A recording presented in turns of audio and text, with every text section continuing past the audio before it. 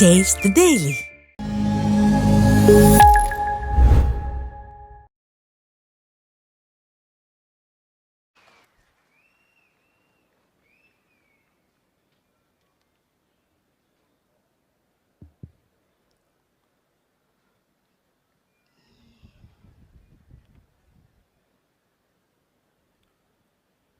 ஊரக பகுதிகளில்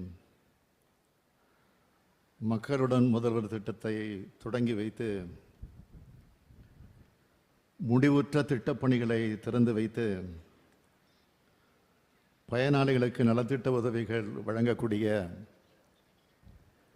இந்த சிறப்பான நிகழ்ச்சிகளை கலந்து கொண்டிருக்கக்கூடிய மாண்புமிகு நகராட்சி நிர்வாகத்துறையினுடைய அமைச்சர் நேரு அவர்களே, தருமபுரி பொறுப்பு அமைச்சர் மாண்புமிகு வேளாண்மைத்துறை உழவர் நலத்துறை அமைச்சர் MRK பன்னீர்செல்வம் அவர்களே, பல்வேறு மாவட்டங்களிலிருந்து கலந்து கொண்டிருக்கக்கூடிய அமைச்சர் உள்ளிட்ட மக்கள் பிரதிநிதிகளே, நாடாளுமன்ற உறுப்பினர் திரு மணி அவர்களே, திரு செல்வ கணபதி அவர்களே,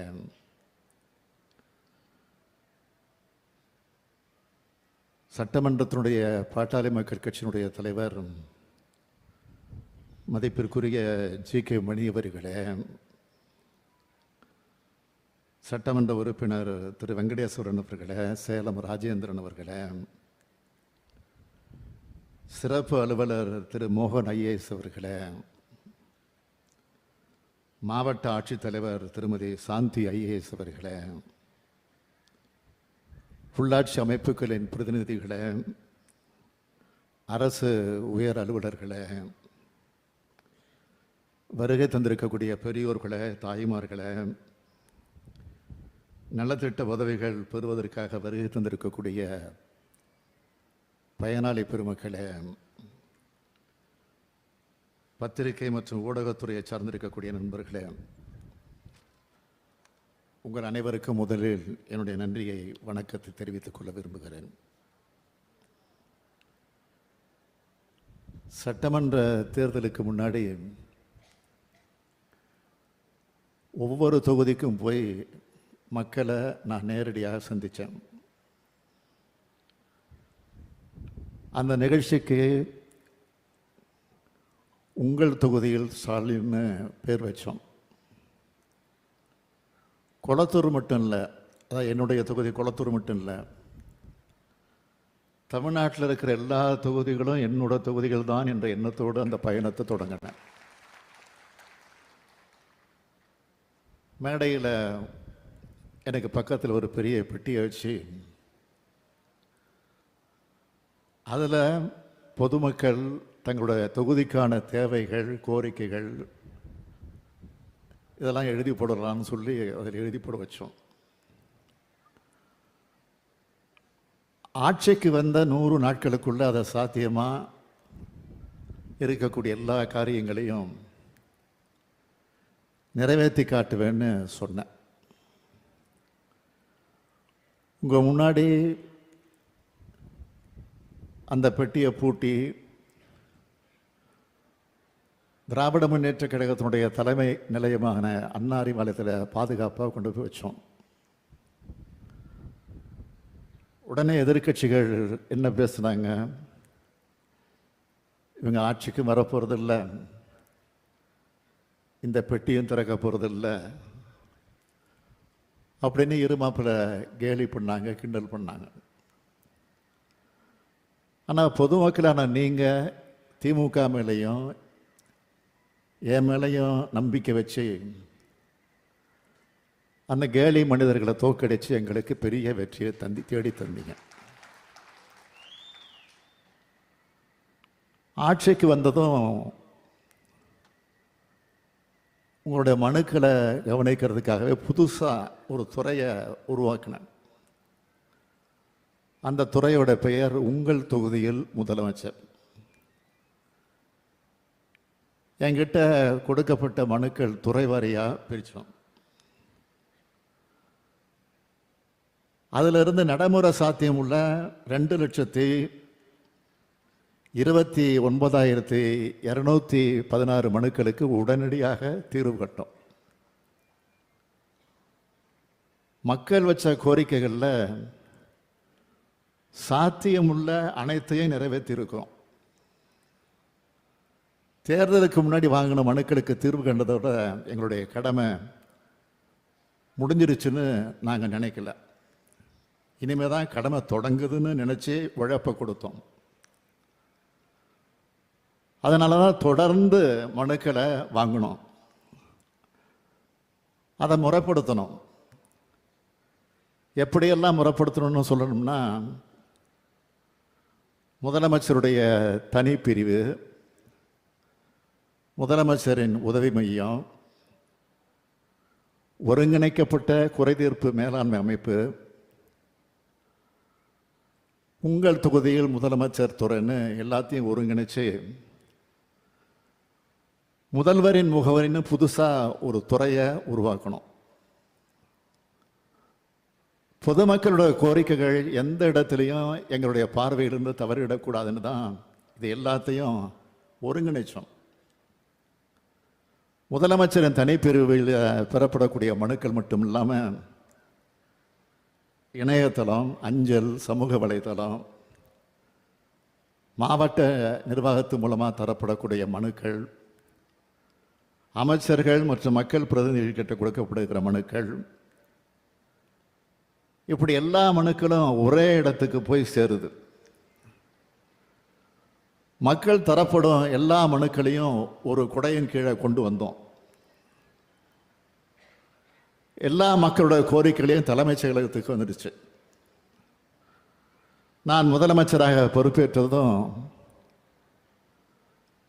முதல்வரின் முகவரின் துறையின் கீழ் இப்போ வரைக்கும் பெறப்பட்ட 68,30,281 மனுக்களில் 66,25,304 மனுக்களுக்கு உரிய முறையில் தீர்வு கண்டிருக்கும். அதுலேயும் தருமபுரி மாவட்டத்தில் மட்டும் 72,438 மனுக்களுக்கு சாதகமான முறையில் தீர்வு அளிக்கப்பட்டிருக்கு. இப்போ நான் சொன்னதெல்லாம் நீங்கள் அரசு துறை அலுவலர்களுக்கு போய் மனுக்களை கொடுத்ததை பற்றி. ஆனால் அந்த நிலையை மாற்றி பொதுமக்கள் அதிகமாக அணுகிற முக்கியமான 13 அரசு துறைகள் நகரங்களுக்கும் கிராமங்களுக்கும் நேரடியாக போய் மக்களாகிய உங்ககிட்ட உங்கள் ஊர்லேயே மனுக்களை வாங்கி பதிவு செஞ்சு அதுக்கு 30 நாட்களுக்குள்ள தீர்வு காண நான் உத்தரவிட்டேன். அதன்படி உருவானது தான் இந்த மக்களுடன் முதல்வர் திட்டம். முதல் கட்டமாக மாநகராட்சிகள், நகராட்சிகள், பேரூராட்சிகள் மற்றும் நகர்ப்புறங்கள் ஒட்டி இருக்கக்கூடிய கிராம ஊராட்சிகளில் இந்த முகாம்கள் நடத்தப்பட்டுச்சு. இந்த முகாம்கள் வாயிலாக பெறப்பட்ட சுமார் 8,74,000 மனுக்களுக்கு இது வரைக்கும் தீர்வு கண்டிருக்கும். இந்த தருமபுரி மாவட்டத்தில் நகர பகுதிகளில் 3,107 மனுக்கள் பெறப்பட்டு 30 நாட்களில் 1,868 மனுக்களுக்கு சாதகமான முறையில் தீர்வு அளிக்கப்பட்டிருக்கு. இப்படி இந்த திட்டம் மக்களுக்கு பயனளிக்க தொடங்கினதுனா காரணத்தினால தான் இப்போ ஊரக ஊராட்சிகளுக்கும் விரிவு செஞ்சுருக்கோம். அதை தொடங்கி வைக்கத்தான் நான் இங்கே வந்திருக்கிறேன். கடந்த முறை தேர்தல் பரப்புரைக்காக நான் வந்தேன். இப்போ நீங்கள் கொடுத்த வெற்றிக்கு நன்றியா உங்கள் மாவட்டத்துக்கான அறிவிப்புகளை வெளியிடுறேன். 51 கோடி ரூபாய் செலவில் அரூர் அரசு மருத்துவமனையோட உட்கட்டமைப்பு வசதிகள் மேம்படுத்தப்படும். கடந்த சட்டமன்ற தேர்தல் பரப்புரையும் போது கொடுத்த வாக்குறுதியான தருமபுரி வெண்ணம்பட்டி சாலையில் புதிய ரயில்வே மேம்பாலம் 38 கோடி ரூபாய் செலவில் அமைக்கப்படும். மோபிரிப்பட்டி தொட்டம்பட்டியை இணைச்சு அரூர் பேரூராட்சி, அரூர் நகராட்சியாக தரம் உயர்த்தப்படும். பஞ்சப்பள்ளி ராஜபாளையம் அணைக்கட்டுகள் 5,50,00,000 ரூபாய் மதிப்பீட்டில் புனரமைக்கப்படும்.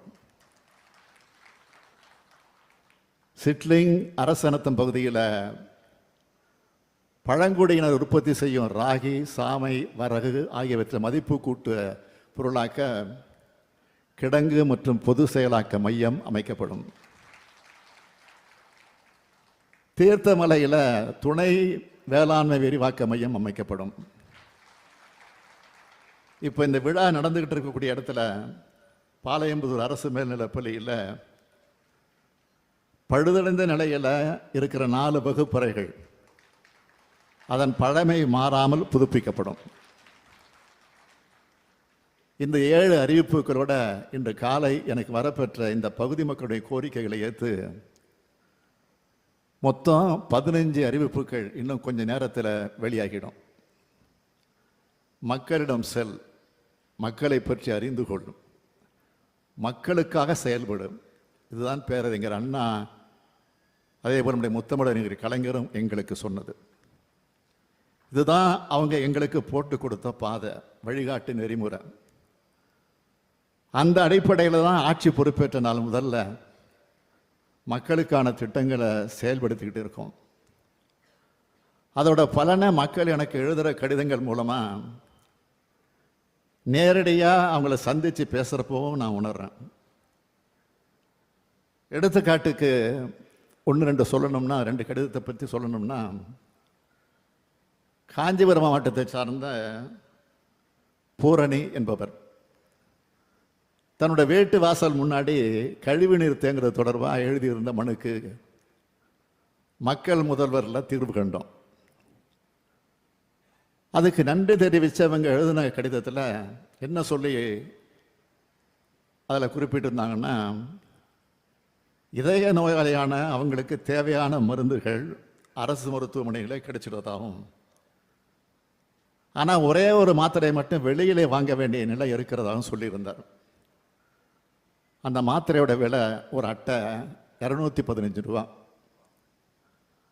ஒரு நாளைக்கு 2 மாத்திரைன்னு ஒரு மாதத்துக்கு 60 மாத்திரை சாப்பிடணும். கலைஞர் மகளிர் உரிமை திட்டத்தில் கொடுக்கிற 1000 ரூபாய் இதுக்கு ரொம்ப உதவியாக இருக்கிறதாகவும், கடந்த 8 மாதமாக இந்த தொகையில தான் மருந்து வாங்குறதாகவும் அந்த கடிதத்தில் அவங்க சொல்லியிருந்தாங்க. அடுத்து தூத்துக்குடி மாவட்டத்தை சார்ந்த ஜீனி வேதமுத்து என்பவர் எழுதின கடிதத்தில், கடந்த 20 ஆண்டுகளாக செப்பனிடமாக இருந்த கைலாசபுரம் செட்டியூரணி சாலையை சீரமைச்சு கொடுத்ததுக்கு நன்றி சொல்லியிருந்தார்.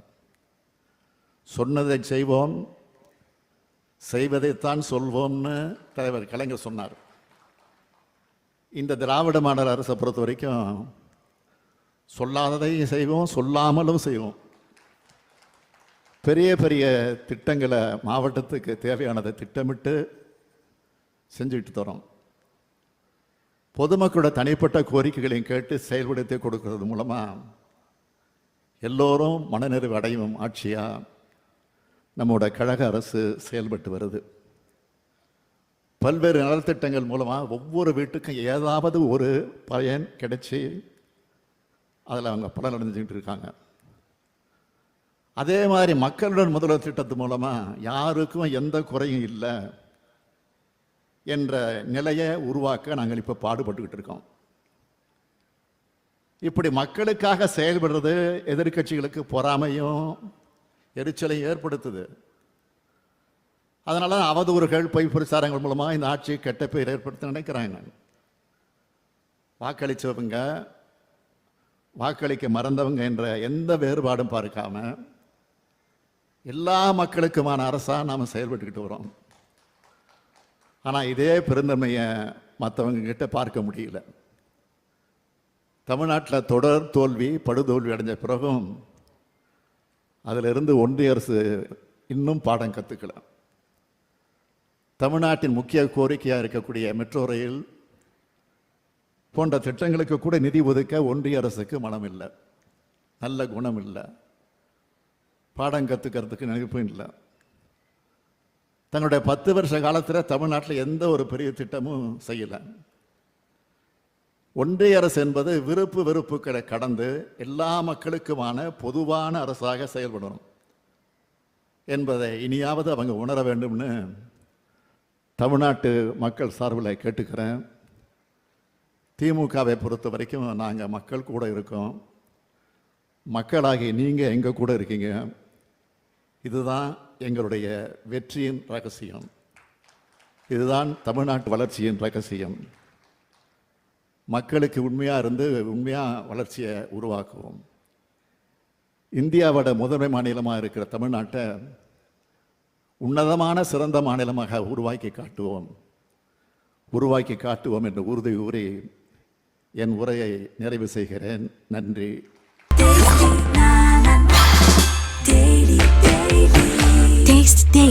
Taste the Daily.